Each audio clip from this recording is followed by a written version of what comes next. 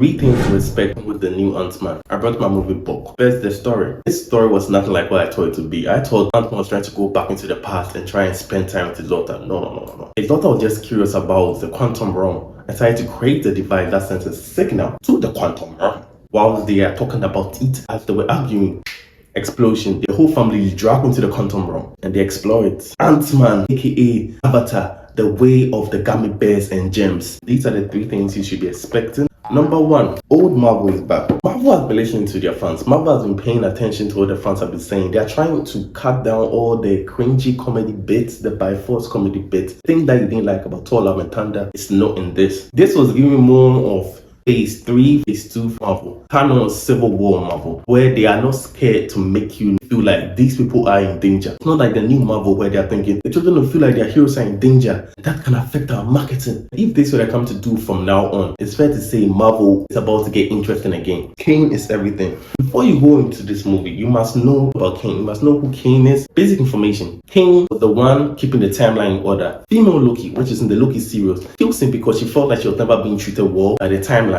When she kills him, she releases different versions of him. They are called variants, basically different variations. Ant-Man meets one variation. This version of Kang, this variant, hates every other variant and goes out of its way to look for them and kill them. A big thing you need to know about Kang, he doesn't have superhuman abilities. He's just very intelligent. Because he's very intelligent, he has invented all sorts of futuristic weapons for himself. And that's what we get to see in the Antman. In the Antman, they do not explain what his weapons are. They do not explain anything about Kang. His abilities are unknown. You get to see it, but it gets very confusing because at one point in time, he can go, ha, yeah. You understand what I'm trying to say? Basically, he can do everything. But just when the last fight was coming on, every OP ability, overpowered ability we saw him doing earlier immediately shrunk, and he was doing just minimal of whatever we saw him doing earlier. I was like, what happened?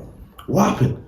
It was like 15 balls earlier. What happened? Like everything that shrunk. He's just walking around like every other man, 2 balls. It was not exactly giving OP vibes at the end of the fight. Don't get me wrong. He lived up to the expectation. But what he was doing in the beginning, he was making everyone understand that I am Kang the Conqueror. 15 balls in one sack. I am full of life. The ending, it was Kang, the one who is here to conquer. 2 balls in one sack. I am the man. Number 3. CGI. CGI is way better than most Marvel films that have come out. So many new creatures, a whole new civilization, and I felt like the CGI didn't take away from it. It better brought it to life. CGI is better than most Marvel movies. It's actually the same budget as most Marvel movies. The only thing is, it's not the best CGI we've seen from the MCU. That's the only thing. Some scenes will make you go like, oh. But overall, I think the CGI has improved hugely. I know the fact that we have seen such terrible CGI over the course of 2 years from Marvel. Number 4, MODOK. He is one of the villains in Marvel universe. MODOK is where you can say the CGI was glimpsy a bit. The CGI was making you understand that we have limits to what we can bring to life. MODOK is a big head with 2 legs. So every other weapon is from himself. Think about it. Don't put too much expectation on him though. He doesn't do as much. But when I saw him in the movie, because I was expecting, I thought they were coming to MCU fencing, make him lame. He did say some cringy lines and he did have that MCU comic sense, where you were like, enough for day. But I liked it. I liked Mother. It wasn't that bad. Oh yeah, movie that starts a bit slow. So if you're watching it, give it a chance. There are 2 things I like and 1 thing I dislike. The 2 things I like. Attention to detail, I've already said this. They paid so much attention to detail to the point that even when they met the different species, I was thinking MCU just make them automatically understand it. Because they're in a whole universe, the quantum realm. How you can make gems look cool?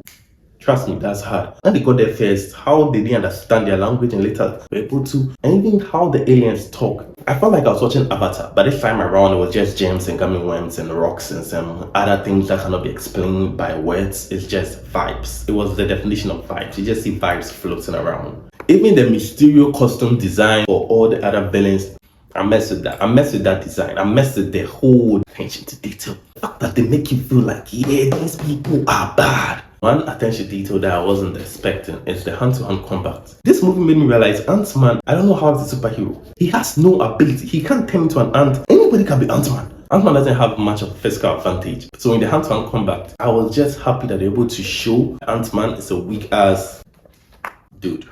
So, this is the second thing I like. I like Kang. Whoever casted Jonathan Majors as Kang, he needs a raise. Kang carried the movie. Before you see Kang, everything is like, ooh, flying things, worms, gems, bacteria, Wow. When Kane came in, the whole genre changed from family friendly to "Go suck your mouth." Kane is the movie. I like the build up. Before Kane came, like almost an hour passed. And people was talking about the Conqueror, the Conqueror. I was like, who is that? Who is that? Who is the Conqueror? Kane. His appearance. He just stood there and looked at him. Scott, I have fought you quite a few times.